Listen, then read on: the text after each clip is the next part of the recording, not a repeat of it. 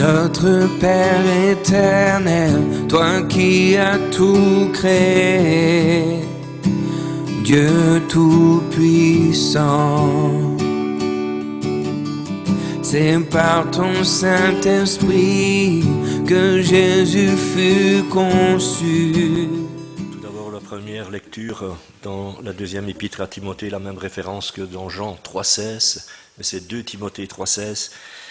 Tous les livres de la Bible, c'est-à-dire l'écriture, vient de Dieu. Ils sont utiles pour enseigner la vérité, pour persuader, pour corriger les erreurs, non pas les erreurs de l'écriture, ne confondons pas, mais pour nous corriger nous, et pour former à une vie juste. Et au travers de la Bible, frères et sœurs, nous sommes donc préparés et formés pour faire tout ce qui est bien quand on ouvre la parole de Dieu. Il y a quelques temps, quelques semaines, nous avions parlé d'Ananias, nous avions parlé de Philippe, nous avions parlé de Jean-Baptiste, toutes des personnes qui se retrouvent dans la Bible et qui avaient des idées de marcher devant le Seigneur et de marcher avec lui et d'ouvrir le chemin. Et en même temps, on voit au travers de cela qu'ils avaient le désir d'obéir à Dieu. Et ce matin, on va s'arrêter sur 2 personnes, dont une qu'on s'arrêtera un peu plus longuement et une autre de façon assez brève. Mais ce sont aussi des personnes, une qui a côtoyé Jésus et l'autre qui était autant aussi des apôtres, qui s'est déplacé avec eux, qui a entendu la prédication. Dimanche passé, Ruben a parlé brièvement aussi de cette personne, et Jacques aussi, dans Jacques Hudon, il y a à peu près 15 jours, en a évoqué aussi quelques mots sur cette personne. On n'en parle pas trop souvent, on n'aime pas trop d'en parler, parce qu'il est quelque part en porte-à-faux dans son attitude. Et son nom, bien sûr, et c'est pour ça qu'est écrit dans la Bible, il y a une partie de sa vie, c'est pour ça que je vous ai invité à lire cette première référence dans 2 Timothée 3,16.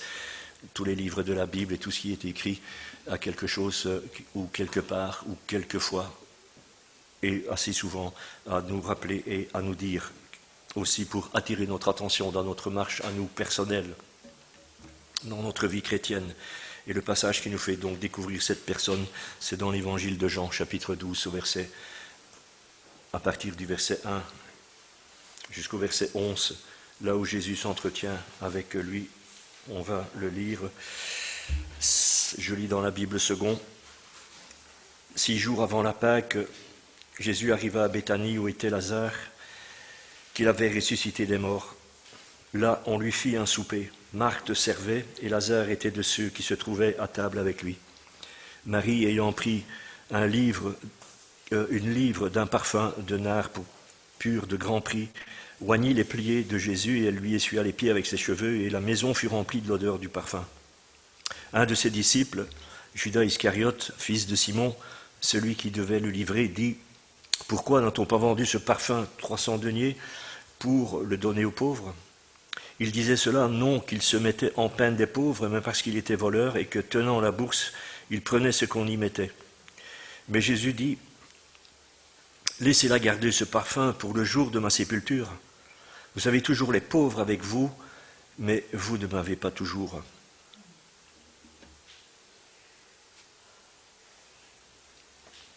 On réalise donc que la personne sur laquelle on va s'arrêter, eh bien, faisait partie des 12, et son nom, on l'associe souvent à trahison. Et pour ne pas le confondre avec d'autres personnes qui étaient dans le groupe, on lui donne le surnom d'Iscariote, un peu comme quand on veut rappeler à quelqu'un qui habite dans un lieu, on dit un tel de ce patelin-là, ou bien on attribue un surnom pour pouvoir le situer. Et il venait donc de la ville de Kériote. Et pourquoi s'appelait-il Iscariote ? Eh bien, c'était pour ne pas le confondre avec Jude, donc le fils de Jacques, que l'on retrouve dans l'évangile de Luc, chapitre 6, verset 16, si vous voulez vérifier. Et son histoire, si on y a accès, eh bien, c'est pour ne pas faire les mêmes erreurs, peut-être que un peu ce personnage donc, qui porte le nom de Judas pendant les jours que Dieu nous permet de vivre, et ce qui serait aussi contre la volonté du Seigneur. Judas n'est pas quelqu'un de parfait, comme ses compagnons d'ailleurs, comme les disciples, mais le Seigneur cherche des gens qui ne sont pas parfaits pour en faire des gens parfaits. Il cherche des gens pour pouvoir les transformer, comme c'est le cas de chacun de nous.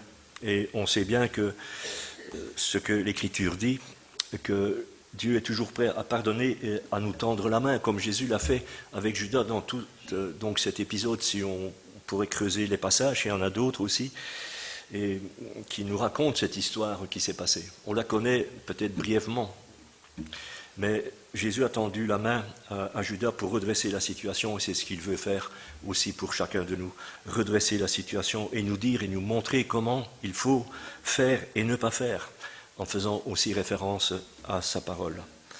On voit dans ce texte que Judas n'est pas animé du même désir que les autres disciples.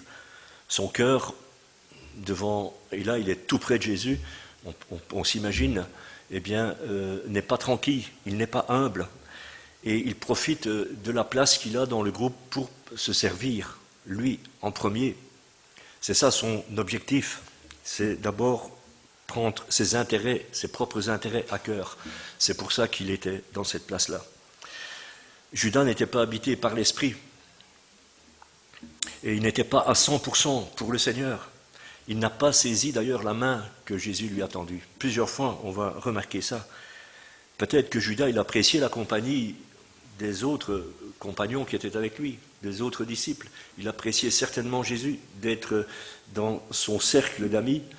Et pour lui, peut-être Jésus était quelqu'un d'exceptionnel, quelqu'un qui faisait de belles choses. Il était probablement reconnaissant de cela. Mais il était là pour se servir lui-même, et c'était dans une autre situation qu'il lui se trouvait. Il voulait arriver à ses fins. Un peu plus loin, la Bible va nous parler aussi de ce deuxième personnage dont on va vraiment brosser un épisode de sa vie. C'est dans les Actes des Apôtres, acte 8, versets 9 à 24. Il s'appelle Simon. La Bible nous parle donc de Simon. Peut-être c'est un peu long pour le lire, ou alors il faut... Voilà, je vais vous planter le contexte un peu, la situation, vous dessinez la situation. Simon, c'est un magicien qui a entendu l'évangile par la bouche de Philippe, qui était l'évangéliste, vous vous souvenez? Philippe, Ananias, Jean-Baptiste.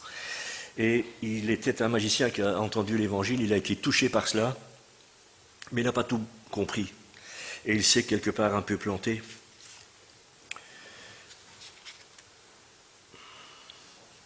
On va le lire donc assez vite. Verset 9, si vous voulez bien. Il y avait auparavant dans la ville donc un homme nommé Simon qui, se donnant pour un personnage important, exerçait la magie et provoquait l'étonnement du peuple de la Samarie. Tous, depuis le plus petit jusqu'au plus grand, l'écoutaient attentivement et disaient « Celui-ci est la puissance de Dieu, celle qui s'appelle la grande. » Ils l'écoutaient attentivement, parce qu'ils les avaient longtemps étonnés par ses actes de magie. Mais quand ils eurent cru à Philippe, qui leur annonçait la bonne nouvelle du royaume de Dieu, et du nom de Jésus-Christ, hommes et femmes se firent baptiser. Simon lui-même crut, et après avoir été baptisé, il ne quittait plus Philippe, et il voyait avec étonnement les miracles et les grands prodiges qui s'opéraient. Les apôtres qui étaient à Jérusalem, ayant appris que la Samarie avait reçu la parole de Dieu, y envoyèrent Pierre et Jean. Et ceux-ci, arrivés chez les Samaritains, prièrent pour eux afin qu'ils reçoivent le Saint-Esprit, car ils n'étaient encore descendus sur aucun d'eux, ils avaient seulement été baptisés au nom du Seigneur Jésus. Alors Pierre et Jean leur imposèrent les mains et ils reçurent le Saint-Esprit. Lorsque Simon vit que le Saint-Esprit était donné par l'imposition des mains des apôtres, il leur offrit de l'argent, en disant « Accordez-moi aussi ce pouvoir afin que celui à qui j'imposerai les mains reçoive le Saint-Esprit. » Vous voyez la situation. Simon, il voulait, c'était aussi son but, c'était de se faire aussi de l'argent. Il n'avait pas tout saisi, c'est un peu normal. Quand on vient à Christ et qu'on franchit le pas, qu'on passe par la conversion et la repentance, on ne peut pas capter toute l'importance qu'il y a tout de suite. Certaines personnes, oui. Pour d'autres, il leur faut un certain cheminement, il leur faut du temps. je continue. Accordez-moi aussi ce pouvoir, on est au verset 19, afin que celui à qui j'imposerai les mains reçoive le Saint-Esprit. Mais Pierre lui dit, et ça ce sont les paroles qui l'ont refroidi certainement, que ton argent périsse avec toi, puisque tu as cru que le don de Dieu s'acquérait à prix d'argent. Il n'y a pour toi ni part, ni lot dans cette affaire, car ton cœur n'est pas droit devant Dieu. Même situation que Judas, hein, on s'en rappelle. Repens-toi donc de ta méchanceté, et prie le Seigneur pour que la pensée de ton cœur te soit pardonnée, s'il est possible. Car je vois que tu es dans un fiel amer et dans les liens de l'iniquité. Et Simon répondit, il commence à avoir peur, priez vous-même le Seigneur pour moi, afin qu'il ne m'arrive rien de ce que vous avez dit. Et après avoir rendu témoignage à la parole du Seigneur et après l'avoir prêché, Pierre et Jean retournèrent à Jérusalem, voilà, en annonçant la bonne nouvelle dans plusieurs villages des Samaritains. Voilà Simon qui n'avait pas tout compris, qui fait référence, qui dévoile, lui, au contraire de Judas, ce qui l'anime.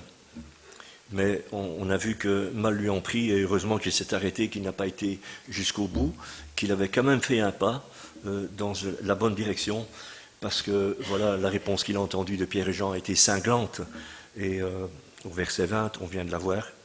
Mais on se rend compte que Simon a un autre état d'esprit, tandis que Judas, lui, ne reconnaît pas son état. Et on peut se poser la question, on peut même se poser plusieurs questions sur Judas. Est-ce qu'il aurait été manipulé par les religieux? On peut supposer, hein, on peut se poser 36 questions. Mais rappelons-nous que le Seigneur cherche des personnes qui sont prêtes à reconnaître qu'elles doivent changer pour pouvoir le suivre. Et Judas était dans le groupe, mais il ne reconnaît pas qu'il doit changer. Et quand on veut se mettre au service du Seigneur, qu'on veut marcher avec lui, frères et sœurs, il y a des choses qu'on doit laisser de côté, laisser tomber dans sa vie, mais aussi il faut avoir de la compassion pour les autres et de la place aussi pour les autres, c'est-à-dire ceux du dehors, comme l'apôtre Paul les appelle, ou bien on peut les appeler autrement nos prochains ou notre prochain. Nos ambitions personnelles que l'on peut avoir quand on veut servir le Seigneur, peut-être qu'on on a certains objectifs et qui ne sont peut-être pas tout à fait conformes ou ne conviendront pas toujours pour suivre le Seigneur et dans un service ou dans un ministère. Parce qu'il y a quelque chose qui cloche quelquefois, c'est notre ego. Notre ego, on appelle ça le nombrilisme, peut prendre beaucoup de place et l'idéal alors ce serait de reconnaître qu'on ne laisse pas certaines choses de côté et qu'il n'y a pas beaucoup de place ou bien qu'il n'y a plus beaucoup de place pour le Seigneur. C'est ce qui était dans le cœur de Judas. C'est ce qui était et qui remplissait son cœur. Alors si on veut vraiment servir le Seigneur, eh bien il faut crier à lui et aller vers celui qui peut changer les choses. Parce que quand on ne veille pas sur sa vie spirituelle, quand je ne veille pas sur ma vie spirituelle, eh bien il se peut que j'arrive à vouloir dominer les autres et aussi de me croire peut-être supérieur aux autres. Alors on a du mal à accepter et on n'a plus de place aussi pour les aider. Et ça c'est le cas aussi peut-être pour chacun de nous remettre ainsi devant le Seigneur. On peut en arriver même à repousser ceux qui ne sont pas dans le même cadre, dans le même format, dans la même structure qu'on aimerait que les autres soient. Notre cœur n'est plus ouvert et il ne s'ouvre plus que pour se servir soi-même. Et on voit dans le texte qu'on a lu, surtout dans cette épître de Jean, dans ce livre de Jean, chapitre 12, que Jésus, à côté de Judas, eh bien, avait un cœur ouvert. Parce que Jésus va toujours tenter de le sortir de sa situation. Et à propos du parfum, c'est là qu'on voit que Jésus n'a pas, bien sûr qu'il n'a pas ce même regard que Judas. Il dit, laisse-la garder ce parfum pour le jour de ma sépulture. C'était l'objectif noble que Marie avait en apportant ce parfum qui coûtait excessivement cher, tandis que Judas, lui, ne voyait qu'un moyen, c'est de tirer profit de ce parfum, de cet objet qui était là encore pour s'enrichir. Jésus essaye de lui parler, il n'accuse pas Judas, il lui parle simplement, calmement, et lui explique ce que ce parfum représente. C'est pour ça qu'il dit, laisse-la prendre ce parfum et le garder pour moi plus tard. Et c'est ce que nous devons faire, frères et sœurs, prendre exemple sur ce que le Seigneur veut et sur ce qu'il veut pour nous. Prendre exemple sur Jésus, parce que si le Seigneur se pointerait ici, bien sûr, on sait que par l'Esprit, il est à côté de nous, mais imaginons qu'il rentre là. Qu'y a-t-il dans nos cœurs aujourd'hui, à l'instant même sur chez nos frères et sœurs qui sont sur Zoom à la maison? À quoi pense-t-il à l'instant même? 11h20 et quelques secondes. Qu'y a-t-il dans nos cœurs? Est-ce qu'il pointerait un doigt accusateur sur nous, pour pointer l'orgueil, peut-être, pointer l'amertume, pointer d'autres soucis, d'autres problèmes qui sont les nôtres? Mais alors ce serait fini pour nous. Mais on peut dire, heureusement, que le psalmiste nous rappelle ça, et qu'on sait rappeler ça aussi au travers des symboles, que le Seigneur pardonne. Et David avait expérimenté ça, parce qu'il dit dans le psaume 86 au verset 2, il dit « Tu es plein d'amour pour tous ceux qui font appel à toi ». Et la Bible va dire un peu plus loin aussi qu'il ne nous traite pas selon nos péchés, et sa bonté est grande pour ceux qui le craignent. Alors on peut se poser la question, est-ce que Judas craignait Dieu? On peut se poser la question. Son but, c'était de gagner de l'argent. Mais si on se pose la question par rapport à Judas, posons-nous aussi la question pour nous-mêmes. Bien sûr que le Seigneur n'est pas contre qu'on gagne de l'argent, qu'on gagne bien sa vie, qu'on gagne même très bien sa vie. Il n'est pas contre ça, mais il veut que nos cœurs aussi lui restent attachés et que nos motivations pour le servir, elles soient claires et sincères. Jésus, c'est un pédagogue, et un pédagogue, ce sont les enseignants. Et Jésus est un enseignant. Il montre sans reproche une situation, même à nous-mêmes, il peut montrer une situation, et s'il voit qu'il y a un changement de notre part, que l'on veut changer, que l'on veut évoluer, eh bien il va aller plus loin pour que la démarche, elle soit complète, pour qu'on puisse réaliser qu'il y a un changement à effectuer et aller plus loin avec lui. C'est pour ça que j'aime bien de toujours donner ce fameux livre que Sylviane a reçu, Si tu veux aller plus loin, de Ralph Chalice. On en donne à beaucoup de personnes parce que c'est une remise en question, c'est une réflexion. Réaliser qu'il y a un changement à effectuer, c'est ce que Judas n'a pas réalisé et pas fait. Dans le cadre de Jésus, quand il est placé là, souvent les religieux qui s'approchaient de lui, les pharisiens, les sadducéens, n'avaient pas un cœur ouvert envers Jésus. Si, ils avaient un cœur ouvert de curiosité, mais surtout pour essayer de piéger Jésus par des questions qui ne les faisaient pas grandir dans leur foi, ni non plus dans leur expérimentation, je vais dire, spirituelle. Il n'y avait rien dans leur cœur. Et Jésus n'entendait pas ça d'eux. Mais la situation dans cette aventure-là sur laquelle on est, eh bien, elle s'est dégradée. Et on connaît l'histoire, puisqu'on se la rappelle, cette histoire, lorsqu'on approche de la période de Pâques. Et ça a été tellement loin que les religieux ont utilisé le système que les Romains avaient donc mis en place pour mettre à jour leur fameux plan et mettre à exécution leur plan. Et quand le Seigneur montre qu'il y a quelque chose à changer dans nos cœurs, eh bien il faut le faire. Si on ne le fait pas, si on ne fait pas le changement, eh bien le péché peut prendre de l'ampleur dans notre vie et va nous détruire. C'est pour ça que Jésus est venu, pour enlever et détruire le péché et nous rendre libres. C'est ce que Judas n'a pas fait. Il n'a pas compris ce que Jésus voulait lui dire. L'amour de l'argent le domine et il n'était pas heureux au fond de lui-même. Il pouvait cacher ça à ses copains, aux autres disciples. Il cachait son comportement. On pourrait dire qu'il n'a pas joué franc jeu. Et quelquefois, dans tout ce qui peut nous animer, dans tout ce qui peut être contraire dans notre vie pour être en paix, eh bien, le Seigneur peut mettre de l'ordre. Il suffit de reconnaître ce qui ne va pas. Et si on reconnaît qu'il y a quelque chose qui ne va pas, il faut aller vers lui.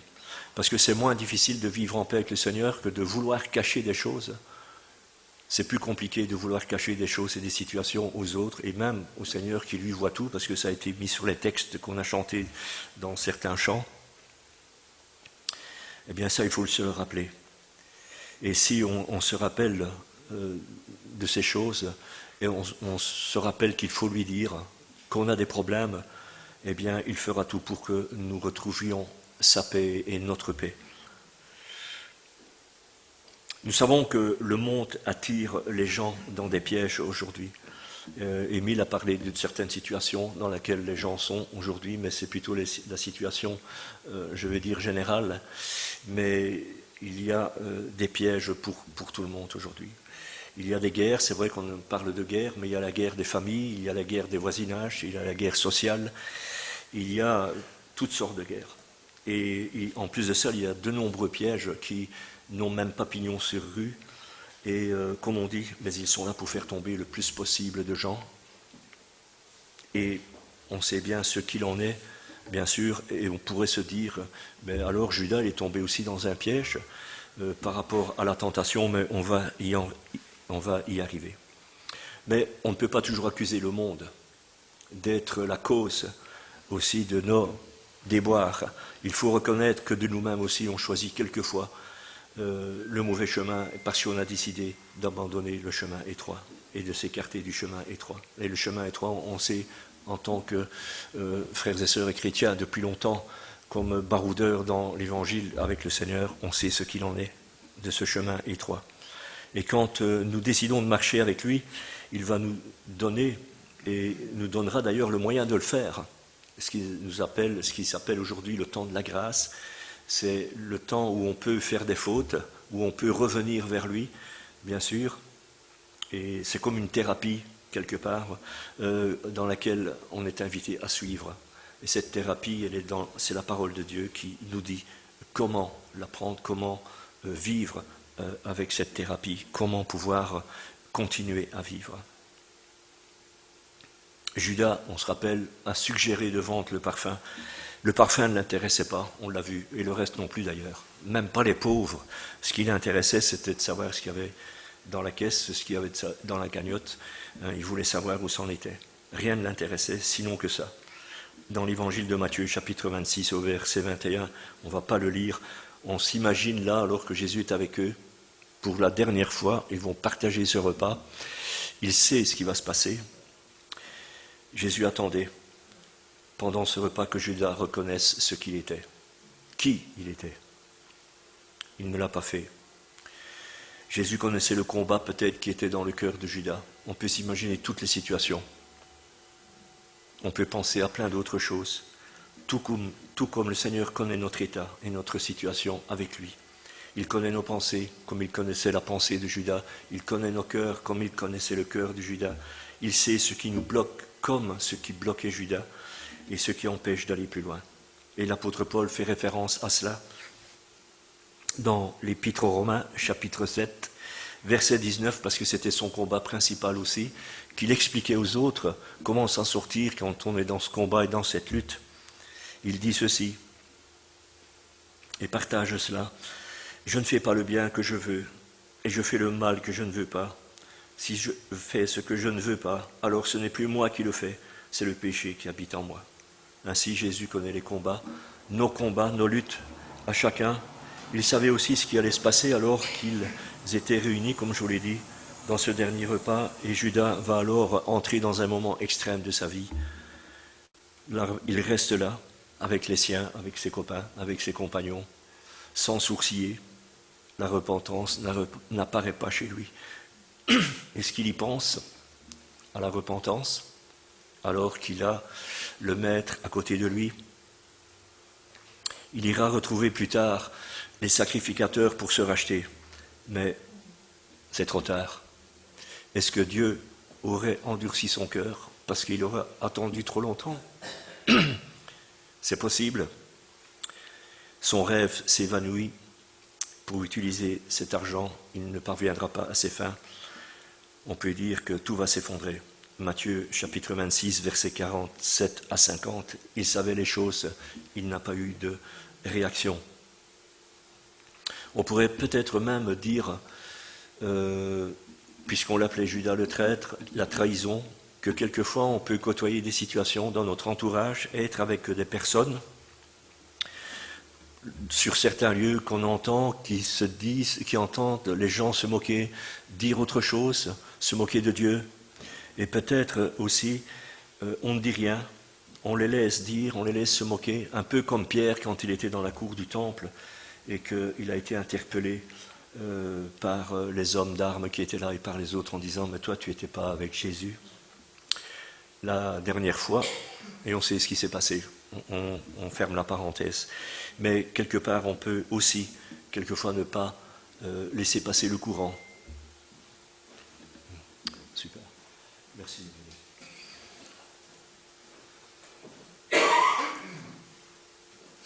On laisse passer le courant, on ne dit rien alors peut-être qu'on savait, on ne dit rien mais on a entendu et on fait semblant de ne pas voir, de ne pas savoir, de ne pas entendre.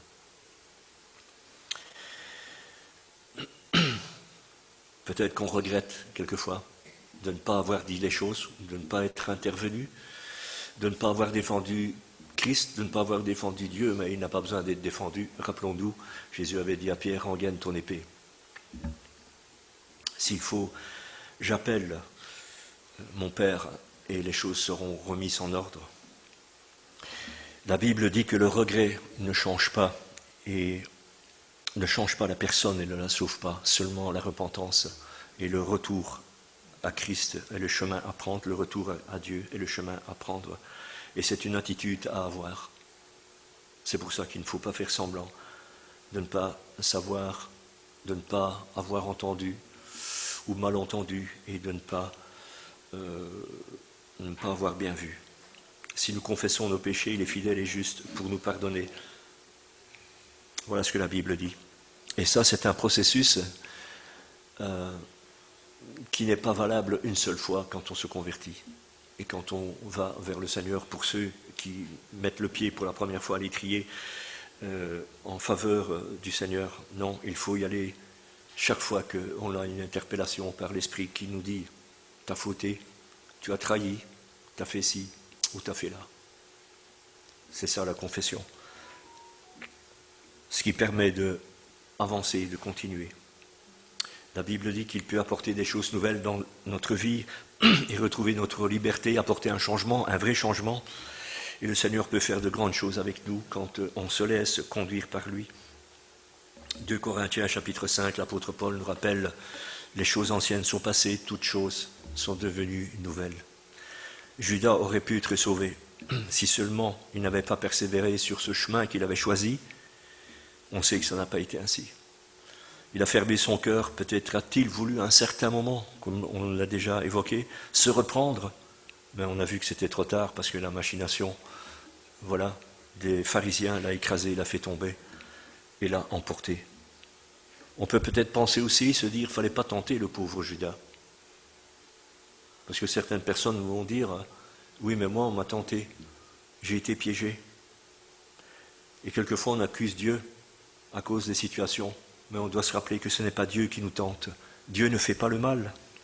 Encore une fois, c'est notre ego. C'est ce qui est à l'intérieur de nous. Et la tentation vient de nos désirs. L'orgueil, nos désirs, c'est quoi? Ben c'est ça, c'est l'orgueil, c'est la convoitise, c'est l'envie de posséder et plein d'autres choses encore. Et ça, ce sont des conducteurs à la tentation. Et les mauvais désirs habitent les cœurs de l'homme et sont les causes du péché. Et pourtant, la parole de Dieu nous donne un exemple qu'il y a moyen de s'en sortir. Cette histoire de Joseph, on la connaît aussi tous. Genèse, chapitre 39, versets 6 à 7. Joseph servait dans la maison de Pharaon, on connaît son parcours, on connaît d'où il vient et jusqu'où il est arrivé, tellement bien placé dans la gouvernance en Égypte, premier bras droit de la garde des officiers, de Potiphar, bras droit aussi de Pharaon, tenté alors Joseph de commettre l'adultère justement par la femme de Potiphar, qui vient le séduire plusieurs fois. Il ne tombe pas dans le piège, il ne l'a pas fait, il a fui la tentation. Voilà ce que la Bible dit. Si vous voulez vérifier, c'est pour ça que j'ai dit la référence, Genèse 39, versets 6 à 7. Par contre, Ève, un peu avant, mais on ne peut pas l'accuser. Première chute pour l'humanité, elle a douté de ce que Dieu avait dit. Elle n'a pas suivi le conseil de Dieu, ses désirs ont pris le dessus et elle est tombée. Elle n'a pas gardé confiance. Elle n'était pas déterminée à écouter Dieu. Et voilà ce qui s'est passé. Elle a ouvert son cœur et le tentateur s'est infiltré. C'est une étape de sa vie, mais on sait qu'un peu plus tard, Ève, avec ses enfants, elle va changer d'optique. Mais c'est ainsi que, ça c'est une parenthèse, que l'histoire de l'humanité a commencé. Mais le Seigneur nous permet aujourd'hui de pouvoir nous en sortir, frères et sœurs, en prenant justement l'armure qu'il nous donne, dont je me rappelle toujours ce que notre frère Luc avait une fois partagé sur l'équipement d'un soldat et d'un chrétien. C'était très bien partagé, je m'en souviens. Luc, je l'avais dit, il fallait encore recadrer ça, il fallait le repousser plus. Ça reviendra un jour. Et l'apôtre Paul nous dit ce qu'il faut faire dans 1 Corinthiens chapitre 10, verset 12. Il dit ceci. Celui qui croit être solide doit faire attention de ne pas tomber. Toutes les tentations que vous avez rencontrées étaient normales pour des hommes et des femmes. Dieu est fidèle, il ne permettra pas que vous soyez, je vais dire nous, parce que je me mets avec, je ne suis pas l'apôtre Paul. Dieu est fidèle, il ne permettra pas que nous soyons tentés au-dessus de nos forces. Quand nous serons tentés, Dieu nous donnera la force de le supporter et le moyen d'en sortir. Et puis, il y a un verset qui dit, ça c'est un peu plus loin, tout est permis, mais tout n'est pas bon. Que cela nous serve aussi d'enseignement. Nous, ces enfants, chaque jour, il nous faut aller chercher ce que nous avons besoin auprès de lui, c'est-à-dire dans sa parole, dans cette lettre qu'il nous laisse. Comme quand on rentre dans cette période grise un peu, aujourd'hui, de grisaille qui va encore durer quelques mois, on va aspirer à ce que le soleil revienne, et quand le soleil va revenir, eh bien, on ira se réchauffer auprès de ce soleil avec les rayons qu'il va diffuser. La Bible nous dit que par rapport à l'homme, là où est ton trésor, là est ton cœur. C'est le problème. Judas, il avait un trésor dans son cœur, c'était l'argent. Et beaucoup de personnes aujourd'hui ont des trésors dans leur cœur, et il n'y a plus beaucoup de place pour le Seigneur. Ce qu'il faut, c'est que nos cœurs soient pleinement tournés vers lui et soient pleinement à lui. Alors il va prendre soin de chacun de nous, il va nous donner, comme on l'a vu, les possibilités de le faire pour pouvoir continuer à le suivre. Et si on veut être riche, eh bien soyons riches pour lui et ne passons pas à côté. Appuyons-nous sur lui. Si Judas avait reconnu son état, eh bien ce qu'il aurait été, avait reconnu son état, ce qu'il aurait été, il aurait dû aller voir Jésus. C'est ça qu'il aurait dû faire. Et lui dire, pourquoi pas, comme quand on se confesse, Seigneur, j'ai un problème, j'aime bien l'argent, ça me rassure, je suis inquiet, même m'en fout dans les poches. Vous vous souvenez du film La folie des grandeurs? Louis de Funès, il aime bien que ça sonne et que ça tombe, il en manque une. Hein, c'est ce qu'il a dit. Eh bien, Judas, s'il avait fait ça, Jésus ne lui aurait pas dit ça ne va pas dans ta tête, non, il y a un problème. Il lui aurait certainement expliqué ce qu'il fallait faire, comment gérer cette situation. Mais il n'a rien dit. Il n'a pas été se confesser, il n'a rien dit. Il n'y a pas été faire le rapport de son mal-être. Et pour nous, c'est ainsi que ça peut aussi se passer. Nous avons tous des faiblesses. Pas forcément l'argent, comme on vient de le voir avec Judas, mais d'autres moments de faiblesse, d'autres tares dans notre vie. Et Judas n'a pas réagi de cette façon dont il aurait dû faire. Il n'a pas accepté de dire ça. C'est son orgueil qui l'a conduit pour aller plus loin vers l'arbre qui l'attendait, sur laquelle il y avait une corde avec laquelle il s'est pendu. C'est comme ça que ça s'est passé. Nous voulons marcher avec lui, comme on l'a dit au départ, de ce partage. Nous voulons aller plus loin, le servir. Nous voulons lui plaire, ne pas nous éloigner de lui. C'est un combat. Vivre dans sa paix, le trouver ou le retrouver. Être de ces enfants qui veulent montrer aussi l'exemple à d'autres, ceux du dehors, comme l'apôtre le dit, ceux de l'extérieur, notre prochain, un ami, un collègue, quelqu'un de proche. Alors dans ces conditions, si on est dans cette optique-là, il peut faire de nous des vainqueurs. Voilà ce que la Bible dit, ça c'est positif. C'est ce que l'apôtre Paul rappelle. Romains 8, 37, dans toutes ces choses, je rejoins ce que Ruben dit, le mot tout, mais toutes ces choses que l'on peut côtoyer, que l'on peut rencontrer, nous sommes plus que vainqueurs par celui qui nous a aimés. Et Jésus va dire, et on termine avec ces mots, Jean chapitre 16, verset 33, la Bible, on la laisse nous parler, on se laisse interpeller par ce que Jésus dit. Il dit, je vous ai dit ces choses, afin que vous ayez la paix en moi. Retrouvez cette paix. Retrouvons cette paix, si on l'a perdue, que Judas avait perdue, qu'il n'a plus retrouvée, parce qu'on sait pourquoi, au moment où il s'est éloigné de Jésus, sa vie n'était plus en paix. Le chemin qu'il avait pris a commencé à le ronger et le détruire. Alors je relis, toute écriture est inspirée de Dieu et utile pour enseigner, pour convaincre, pour corriger et pour instruire dans la justice. Amen. Sous la pression, sous la tension,